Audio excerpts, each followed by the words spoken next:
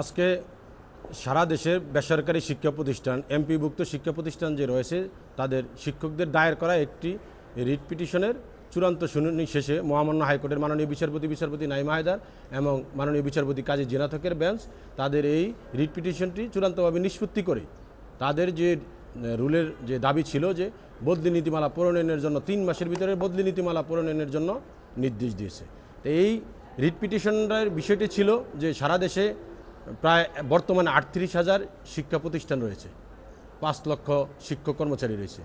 এই শিক্ষকদের বদলির নীতিমালা নেই, তারা চাকরিতে যেখানে দূরে গেলেও কখনোই তারা বদলি হতে পারে না। 1995 সালের জনবল কাঠামো, তারপরে 2013 সালের জনবল কাঠামো নীতিমালা রয়েছে, 18 সালের জনবল কাঠামো নীতিমালা রয়েছে। সকল নীতিমালাই উল্লেখ আছে যে এই বেসরকারি শিক্ষা প্রতিষ্ঠানের শিক্ষক কর্মচারীদের জন্য একটি বদলি নীতিমালা প্রণয়ন করা হবে।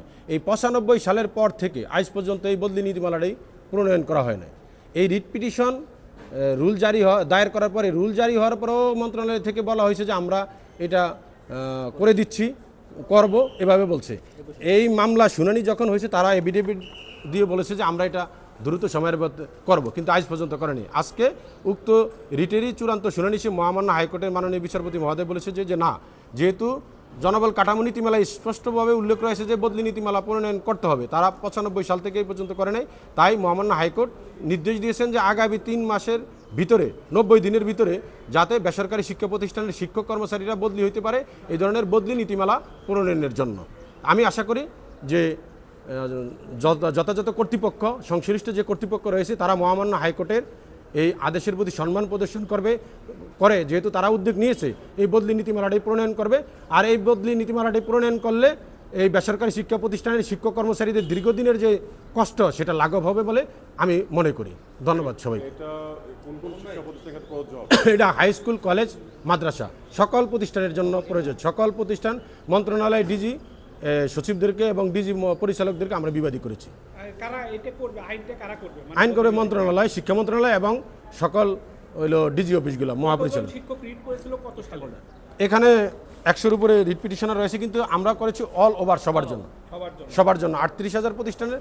আর ইতিমধ্যে তারা উদ্যোগও নিয়েছে মন্ত্রণালয় করার জন্য, কিন্তু না এনটিআরসির হবে না, সকলের জন্য হইতে হবে। এটা এনটিআরসির কেউ পাবে, এনটিআরসির কেউ পাবে না, এটা না, সকলের জন্য বদলি নীতিমালা থাকবে সমানভাবে। কিন্তু এটা তো যারা নেয় না, কি বলে গভর্নমেন্ট সরকারি সুবিধা নেয় না, তাদের কাছে কি প্রযোজ্য হবে? এমপিও যারা এমপিভুক্ত সরকারি সুযোগ সুবিধা বলতে তো এখন যেটা অনেকে জানে না, আমি একটা বিষয় একটা বিষয় ক্লিয়ার করে দিই। এমপিভুক্ত বলতে যেটা আপনারা এখন সবাই বুঝে মনে হয় যে স্বল্প পরিমাণে দেয়, না। এমপিভুক্ত 2006 সালে সরকার সম্পূর্ণ 100% বেতন করে দিয়েছে। সরকারি সমানই তারা বেতন পায়, শুধু বাড়ি ভাড়া অন্যান্য আনুষঙ্গিক কিছু কম পায়। এটা অনেকে হয়তো জানে না যে এমপি বলতে মনে করে যে 50% পায়। 2006 সাল থেকে এমপিভুক্ত সকল শিক্ষা প্রতিষ্ঠানে শিক্ষক বলছিলাম যে শুধু এই আদেশটা কি শুধু নীতিমালা কি শুধু এমপিভুক্ত শিক্ষকদের জন্য না, যারা এমপিভুক্তের বাইরে আছে তাদের জন্য হবে? এমপিভুক্ত শিক্ষা প্রতিষ্ঠানের জন্য বলা হয়েছে। বিকাশে কম খরচে ক্যাশ আউটের লিমিট বেড়ে 50,000, প্রিয় এজেন্টও 2টা।